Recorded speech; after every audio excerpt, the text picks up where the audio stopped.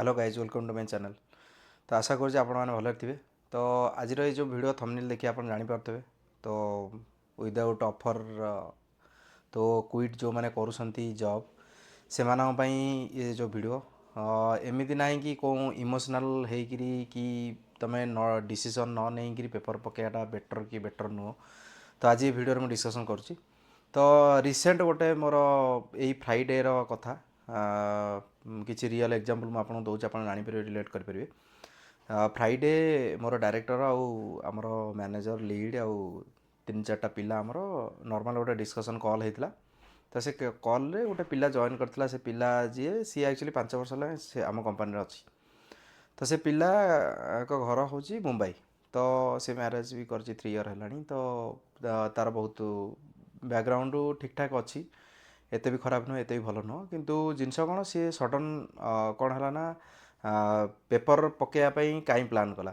तो सडन गोटे इमोशनाल होकर गोटे किसी न भाविकी किसी न चिंता करी गोटे डिसीजन नहीं गला।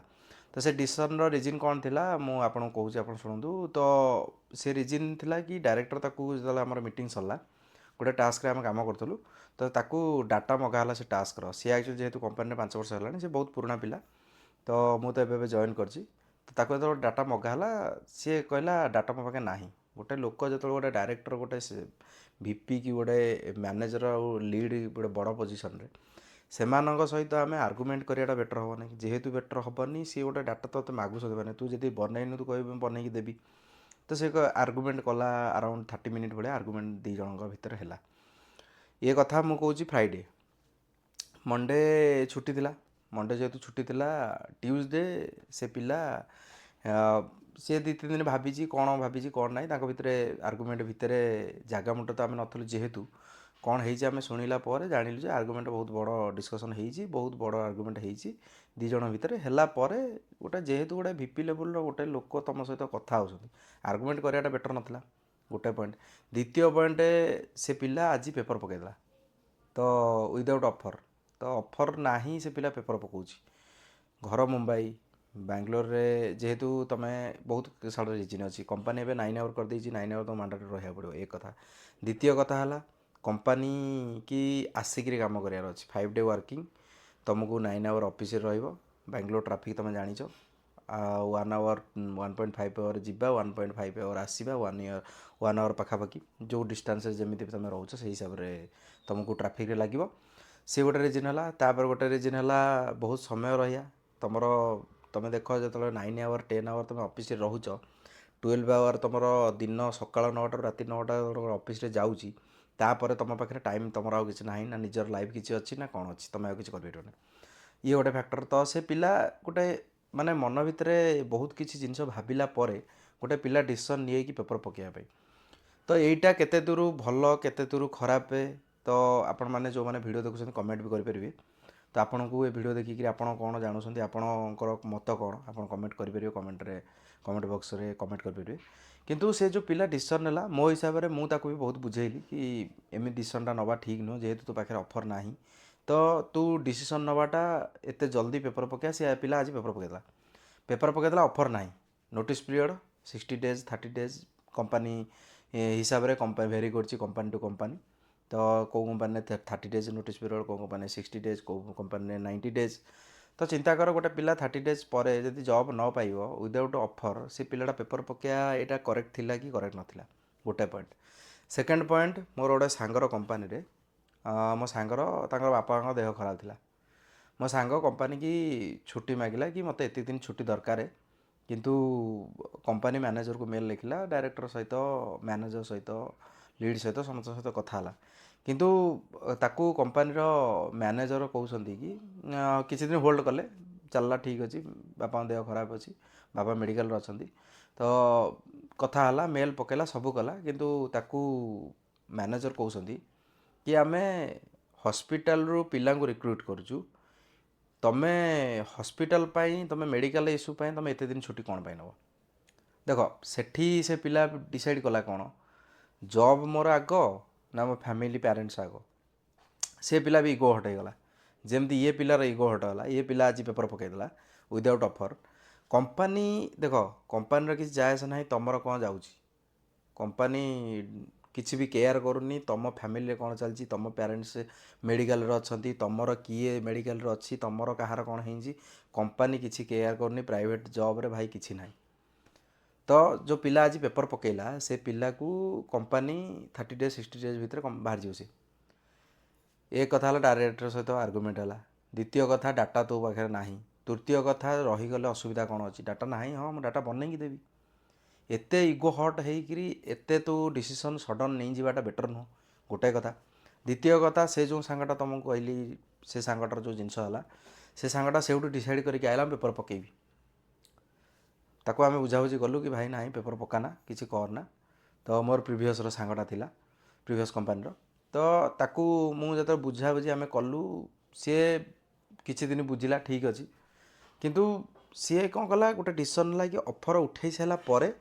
तार गोटे ऑफर लगिला भल जॉब पाइला गोटे ऑफर उठे सारा पर जाए पेपर पकेला से गोटे गुड डिसीजन अच्छी कि फाइनेंशियली देखा गले कहार क्या लोन चलती कहार फाइनेंशियल इश्यू अच्छी क्या फैमिली रे कौन चलती किए मैरिड अच्छी किए मैरेज करी तो बहुत प्रकार डिपेंडेंसी लाइफ रे बनी तो तुम सडन गोटे डिसीजन तुम जो नौच से डिसीजनटा केते दूर ठीक केते दूर भूल तुम नहीं सडन तुम रागी जीव नहीं जीव ठीक अच्छी पेपर पकईदेल किंतु तुम जो 30 की मंथ एंड को तुम जो सालारीटा पाउच स्टार्टिंग रु एंड जाए तुम कम करुच एंड को जो सालारीटा पाउच सहीटा भी तुम गोटे किसी किए लोन कार चली किए घर कि कहार पिला छुआ पाठ पढ़ुं कहार वाइफ जॉब करूनी पाठ पढ़ुची तो बैकअप तुम जड़े जब जॉब कर तुम दी जन मैनेज केमी लाइफ कर तुम फैमिली 5-6 जन तुम चलाउथब तो सेमाने भी मैनेज से मैनेज भी केमी करेंगे से भी मैनेज कर तो ये जिनस भितर जो पिला माने ये वीडियो देखुच मो हिसाब रे मोर सजेसन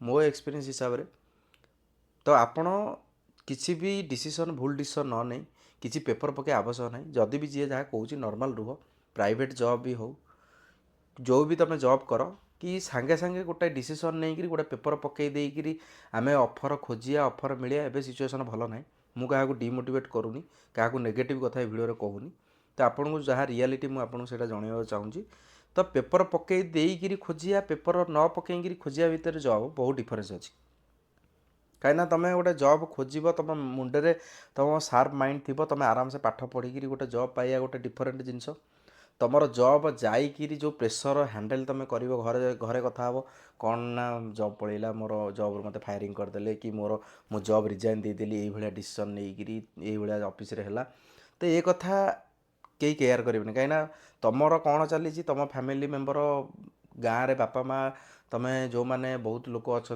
आमर बापा माँ बेसी पाठ पढ़ी ना जार आमर घरे पेरेंट्स अच्छा कि अनएजुकेटेड एत एजुकेटेड नुह से तुम यही जिन कहले से कौन बुझे तांकर मन में कौन चलो ना पुअर आम जॉब पड़ेगा पुओ पेपर पकईदेला पुअर पेपर पकईला सी मैंने कौन बुझे पेपर नोटिस पीरियड से कौन बुझे तो बहुत लोक अच्छा तो जेहेतु ये जो डिसीजनटा यहाँ गोटे ठीक डिसीजन नुह तुम आराम से तुम ट्राए कर इंटरव्यू दियो जी जहाँ कौच एपटे पर सेपटे शुण तापर तुम ऑफर पाई सारा तुम ऑफर पाई सारा तुम डिसीजन नियो कंपनी भल अच्छी ना ना तुमको सालारी तुमको ठीक ठाक लगुच ना ना कंपनी कल्चर केमती स्टार्टअप कि एमएनसी कि कौ मिड साइज कंपनी तो तुम कंपनी विषय तुम जान कंपनी विषय डाटा नियो तापर तुम पिला सहित लिंक्डइन हो कि तुम ग्लासडोर हो बहुत जगह तुम कनेक्ट करी पिला सहित कथा हो कंपनी केमी कंपनी विषय जान तापर तुम एठी जो कंपनी तुम काम करुच से कंपनी तुम देख तुम नोटिस पीरियड केते तुमर ए कंपनी तुम सालारी केते कौन पाउच ए कंपनी तुम मैनेजर सहित